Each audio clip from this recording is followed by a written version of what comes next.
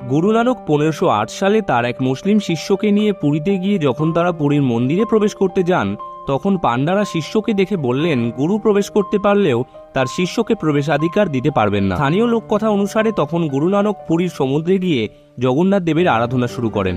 এদিকে শিষ্য ক্ষুধার্ত হয়ে মন্দিরে প্রবেশ করে প্রসাদ গ্রহণ করতে না পারার জন্য গুরুকে দোষারোপ করলে সন্ধ্যায় অদ্ভুতভাবে একজন আবির্ভূত হয়ে সোনার থালায় তাদের সুস্বাদু খাবার ও জল প্রদান করল। ওই রাতেই পুরীর রাজা স্বপ্নে দেখলেন জগন্নাথদেব স্বয়ং পুরী সমুদ্রে গিয়ে এক সাধুকে প্রসাদ দিয়েছিলেন।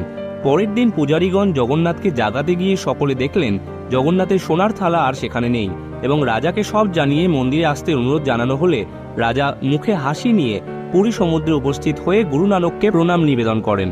তখন গুরু নানক রাজাকে বললেন, শ্রী জগন্নাথ শুধুমাত্র হিন্দুদের কিংবা পুরীর ভগবান নন, তিনি সকলের ভগবান। পরে রাজা গুরু নানক এবং তার অনুসারীদের জগন্নাথ মন্দিরে প্রবেশের অধিকার প্রদান করেন।